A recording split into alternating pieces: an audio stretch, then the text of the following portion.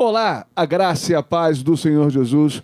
Programa Semeando Vida da Igreja Evangélica Semeando Família. Como é bom estarmos juntos em mais uma manhã conversando acerca da palavra do Eterno. Conosco hoje o pastor Miguel, graça e paz, pastor Miguel. Bonito corte de cabelo. Muito obrigado, eu me inspiro nos melhores. Bom dia para você que nos assiste, bom dia pastor Cristiano, pastor Fabiano, pastor Juan. É sempre uma alegria estar aqui com vocês. Pastor Juan Cruz, bom dia. Bom dia, graça e paz. Espero que esse padrão fique só aí. Pastor Fabiano, cônsul, bom dia, meu Bom amado. dia, graça e paz. Bom dia, pastor Miguel. Seja bem-vindo. Estamos aí nessa missão. Queridos, Evangelho de João, capítulo de número 5. Eu tenho observado, e todos aqui são pais, né? Eu tenho certeza que vocês já viram seus filhos imitando vocês em algumas coisas, né? Meu filho, Mateus, ele também tem a pegada de me imitar em algumas situações de brincadeira ou de coisas sérias. A gente tem que se policiar bastante em algumas situações nesse sentido. No Evangelho de João, capítulo 5, versículo 19, você que está ouvindo ou assistindo o programa, diz o texto. Então lhes falou Jesus, em verdade vos digo, que o Filho nada pode fazer de si mesmo, senão somente aquilo que vir fazer o Pai. Porque tudo o que este fizer, o Filho também semelhante o faz. Jesus está dizendo que a construção do ministério dele é em virtude daquilo que ele viu o Pai dele fazer. Então, tudo aquilo que o Filho viu o Pai fazendo, semelhante ele o faz. No 20 ele diz, porque o Pai ama ao Filho e lhe mostra tudo o que faz. E maiores obras do que estas lhe mostrará, para que vos maravilheis.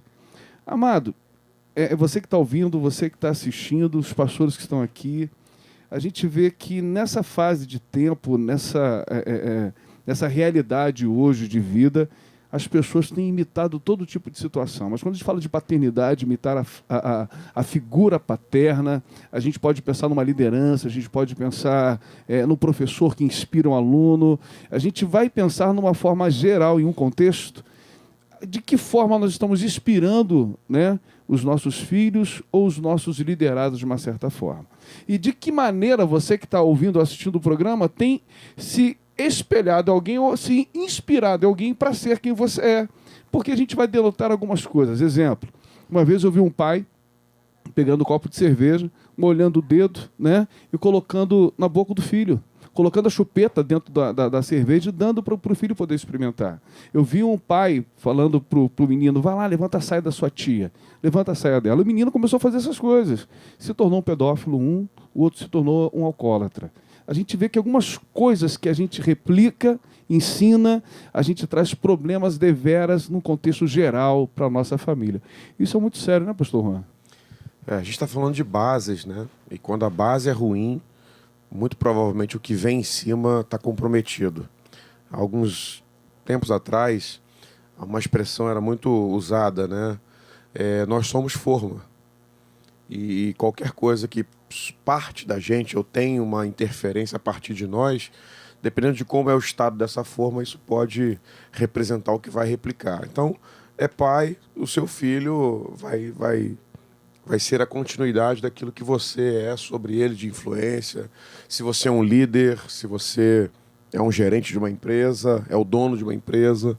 Então, na verdade, o tempo todo a gente está imprimindo bases, né? Seja ela de que nível for na sociedade, e a gente precisa começar a se atentar para que essas bases realmente estejam dentro de um padrão de forma que a gente consiga melhorar. Eu acredito que hoje a gente vê filhos tão prematuros, tão vazios de princípios, e muito provavelmente esses filhos vão se tornar pais vazios de princípios, funcionários vazios de princípios, membros e ovelhas de muitas igrejas vazios de princípios. Então, se a gente não corrigir a base, a gente não vai conseguir corrigir a evolução dessa geração e de tantas outras que ainda virão. A gente também percebe, né, pastor, nesses últimos tempos, a falta de identidade de algumas famílias, de alguns pais. E os filhos se refletem naquilo que é uma identidade, né? E a gente tem visto que isso tem se perdido ao longo do tempo. A gente está em pleno século XXI. A gente hoje vê que o maior brinquedo que as crianças têm hoje não são se relacionar com seus pais, jogar uma bola de gude, ir para uma quadra jogar uma bola, ou andar de skate, andar de bicicleta. Não.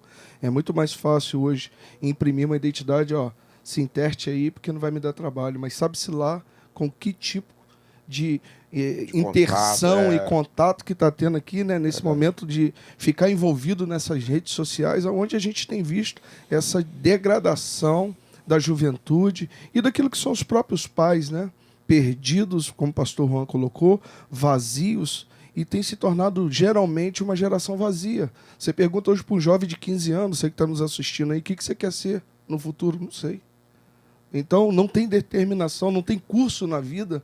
O senhor com 15 anos, eu com 13, 15 anos, já sabia o que o senhor queria, o senhor já tinha uma determinação, os senhores que aqui estão. Hoje você pergunta, o cara não sabe o que é, totalmente vazio. Então, o próprio Jesus, sejam meus imitadores, pô, né? Então, imitem aquilo. Quem que nós temos de referencial? Tem. Então, hoje, a liderança da igreja, você que está nos ouvindo, tem refletido muita coisa, tem tido uma identidade muito conturbada, algumas situações, gerado algumas situações tristes, aonde que muitas das vezes um filho vem para a igreja buscar aquilo que é uma identidade num líder, porque não tem em casa. E aonde acaba muitas das vezes se decepcionando por algumas atitudes. Na verdade, me veio à mente agora uma palavra que diz que o Senhor converteria o coração dos pais aos filhos e dos filhos aos pais. E pais problemáticos, derrotados, viciados, vão gerar filhos dessa forma, porque são gabarito. Mas baseado nessa palavra do Senhor, que Ele converteria o coração dos pais aos filhos e dos filhos aos pais, uma certa fase da minha vida eu tive muito problema com meu pai. No período da adolescência, meu pai desempregado, e eu via os amigos em volta ter algumas coisas e eu queria ter e não podia. E cobrava muito do meu pai. E um dia eu tive uma experiência muito profunda com Deus, onde o Senhor me falou que o meu pai, embora eu não aceitasse, mas ele me amava daquela forma e ele me dava aquilo que ele tinha. Ele não podia muitas vezes corresponder à minha expectativa porque não tinha tido. E aí Deus me fez sentir um amor pelo meu pai tão grande que alguns anos depois eu consegui ganhar inclusive meu pai para Jesus. E eu pude entender que não tem um decreto sobre a vida das famílias, que tudo isso pode ser mudado. Ah, porque eu olho para o histórico da minha família, o meu avô era alcoólatra, o meu pai era alcoólatra, o meu avô se separou, o meu pai se separou, o meu avô era derrotado, o meu pai é um derrotado. Mas Jesus intercepta as famílias e quebra essas maldições que se perpetuam nas famílias. E eu fui prova disso. Um dia o Senhor me falou que o meu pai me dava o que ele tinha.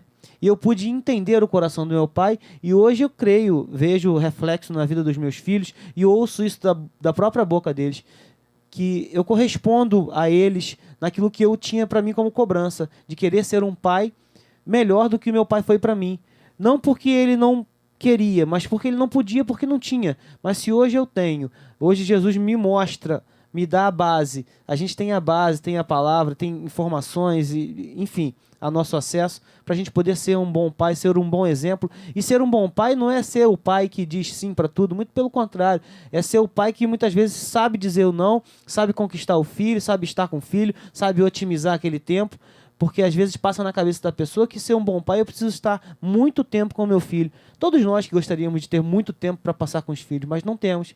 Mas se a gente consegue otimizar aquele tempo que a gente tem para estar e a gente faz isso com qualidade, é o suficiente para a gente imprimir nos nossos filhos uma boa impressão a nosso respeito e gerar filhos melhores para o mundo que eles vão encontrar. Existem algumas verdades hoje, né? A nossa geração, né? Acho que eu sou mais velho aqui. Aleluia. Então a minha geração, né? A minha geração, ela fala de um filho mais obediente, de um filho mais submisso, de um filho mais manso, de um filho ainda com todos os problemas dessa geração. Você que está assistindo aí, ouvindo o programa, também percebe algo na sua geração, onde quando o pai batia no filho, ele não perdia o pai, ele não perdia o filho. O pai, de uma certa forma, corrigia, mas não perdia o filho. Hoje, qualquer nível de correção, qualquer nível de educação de uma forma diferente do que o filho quer, ele perde o filho. De uma forma interessante isso, e a gente vê exatamente isso acontecendo. O pai hoje, com seus 40 anos de idade, corrigindo um filho, hoje, nessa geração, é complicadíssimo. Aí a gente tem tudo contra a vontade que a Bíblia diz, daquilo que a gente tem que fazer como referência paterna. Se a gente vai usar a vara, problema. Se a gente vem aqui perder o privilégio de alguma coisa, problema. As redes sociais, a mídia, tudo isso colabora para que os pais, a família, ela perca a sua identidade. Quantos pais estão vindo do programa hoje? Quantas mamães estão vindo do programa hoje, agora aqui, pensando exatamente isso. O que eu vou fazer com a minha filha? O que eu vou fazer com o meu filho? Isso é muito sério, pastor. Suas autoridades sendo abaladas por esses modelos e esses modismos influenciados aí por diversos canais.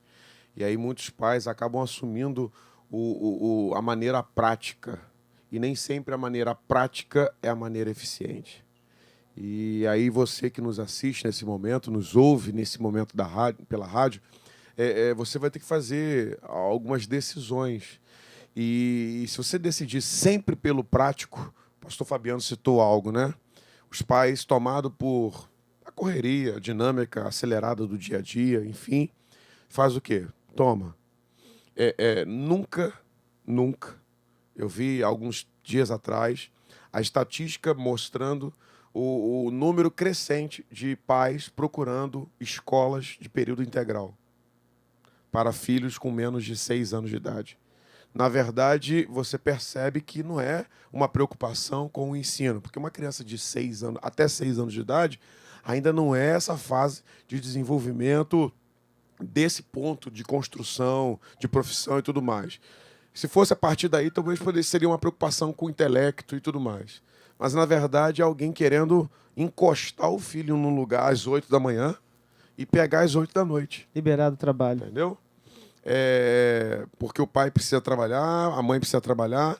E eu estou falando aqui, e não quero considerar, não estou falando da faixa dos pais que precisam trabalhar. A gente está falando a estatística mostrava que em torno de 40% são pais que trabalhavam meio expediente, mas que precisava do outro meio expediente, sem nada na minha cabeça.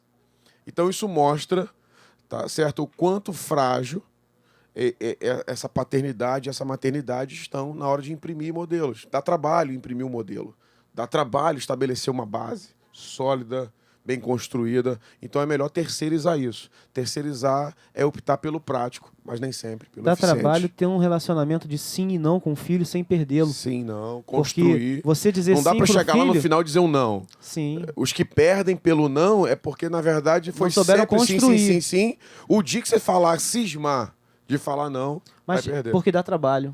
Dá trabalho e, na verdade, eu vejo isso como algo espiritual, como uma estratégia do diabo. Se ele consegue deturpar na mente da criança a figura de autoridade, certamente essa criança, quando crescer, se tornar um adulto, não terá um bom relacionamento com Deus, porque não vai conseguir se submeter a Deus. Pastor Fabiano, há uma carência muito grande hoje, porque, rapidinho a gente vai terminar, porque os pais eles querem compensar uma ausência de comprometimento com o sim a todo momento, com com o materialismo. Com o materialismo, por aí, para compensar, cara. E a gente percebe também nisso tudo o grande confronto daquilo que são as famílias conservadoras que têm sofrido desse choque nesses últimos dias. Então, filhos desapontando os pais, aqueles que sempre honraram os pais. Você que está nos ouvindo e nos assistindo, a gente percebe esse contexto, né, muito complicado, mas a gente crê que, em nome de Jesus, a sua família vai ser restaurada, em nome de Jesus, que Deus tem o melhor para você. Vamos orar, pastor Miguel, pelos filhos, pelos papais e mamães que estão aí aflitos, colocando em xeque essa criação e educação, e a gente entendendo o princípio básico. Ensina a criança no caminho, e esse caminho é Cristo, né? Só Ele, só Ele. Amém. Pai, muito obrigado, Senhor, por esse canal. Que Tu possas, Senhor, estar edificando as vidas daquelas pessoas que estão ao nosso alcance. Tu és Pai e Tu tens, ó Deus, em si toda a fonte de que nós precisamos para educar os nossos filhos. O Senhor é aquele que converte o coração dos filhos aos pais e dos pais aos filhos. Que possamos, ó Deus, saber ensinar os nossos filhos, saber honrar os nossos pais e ver, ó Deus, esse fruto, Senhor, se perpetuando nos nossos filhos e nas gerações. Toma-nos em Tuas mãos, dê-nos sabedoria e discernimento para educar as nossas crianças, Senhor, honrando sempre os nossos pais, porque esse é mandamento Teu. Toma-nos em Tuas mãos, nós Te agradecemos em nome de Jesus. Amém e amém. Amém.